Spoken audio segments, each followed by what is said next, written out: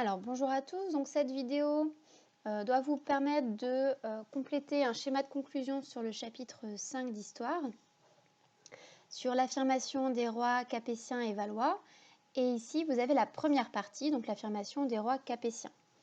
Alors, la frise chronologique que vous voyez ici vous présente la succession, le passage des rois carolingiens aux rois capétiens.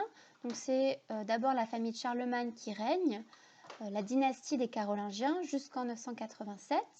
Puis vous avez une nouvelle famille, une nouvelle dynastie, celle des Capétiens, à partir du Capet. Alors ces Capétiens, au départ, ils ont un pouvoir faible. Pourquoi?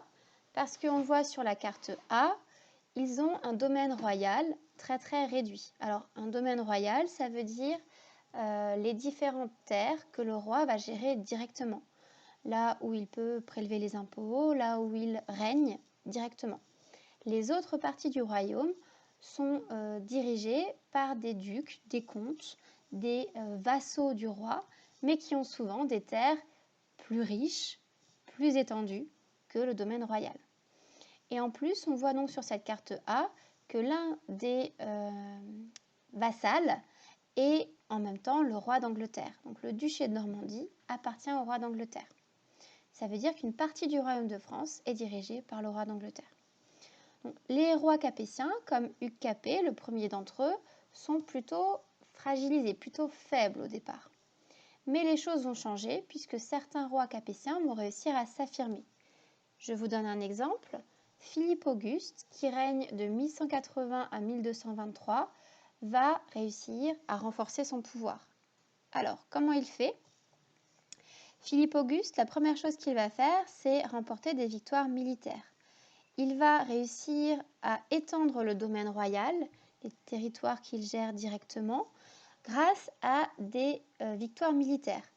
La plus connue est celle de Bouvines en 1214. Donc on le voit ici au nord du domaine royal, dans le comté de Flandre. Vous avez un roi capétien qui va s'affirmer face au roi d'Angleterre et face à certains de ses vassaux. Et il réussit donc à étendre son domaine royal par des victoires militaires.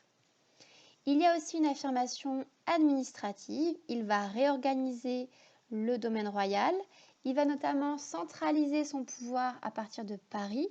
Paris va devenir la capitale du royaume et c'est là qu'il va régner.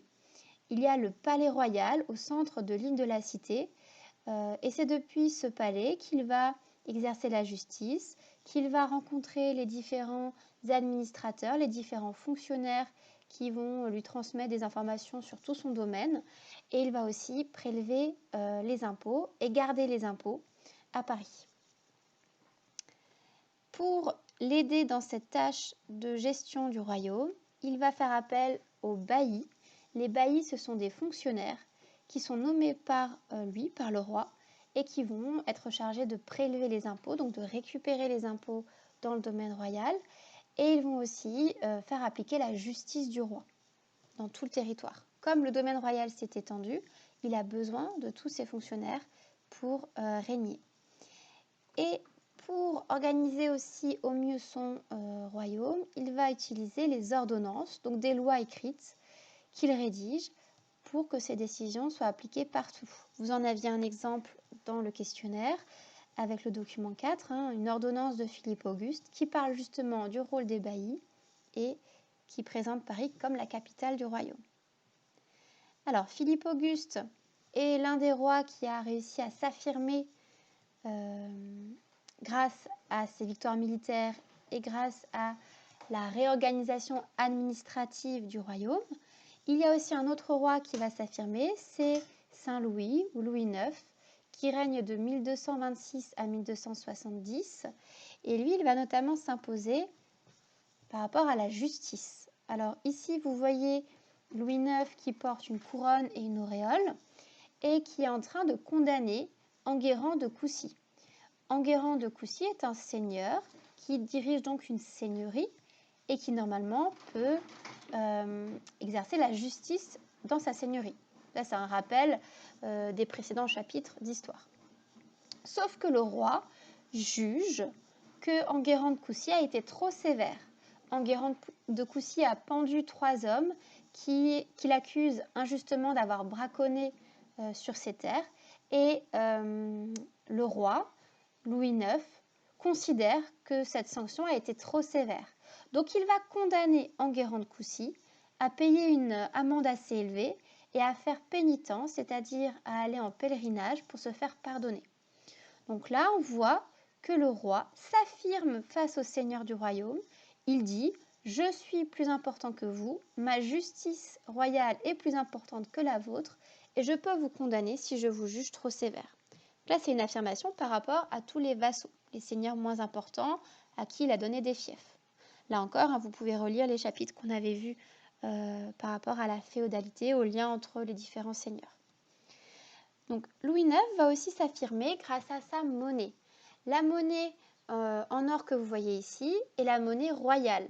Alors, à quoi on le reconnaît? On le reconnaît aux inscriptions latines. On a Rex Ludovicus, le roi Louis, roi des Français par la grâce de Dieu. C'est ce qui est écrit en latin. Là, je fais la traduction. Et vous voyez aussi un symbole, c'est la fleur de lys. Donc, cette monnaie, elle va diffuser les symboles royaux, la fleur de lys notamment, et ça va être la seule monnaie qui va être valable sur tout le territoire. Les autres monnaies des seigneurs peuvent être utilisées, mais seulement dans les seigneuries. Si on veut échanger entre seigneuries, on utilise la monnaie du roi. Donc c'est une affirmation symbolique aussi et monétaire du roi Louis IX. Voilà, donc j'espère que mes explications ont été assez claires sur l'affirmation des rois capétiens. Vous avez une deuxième vidéo qui vous présente l'affirmation des rois valois, après cette dynastie des Capétiens. Au revoir.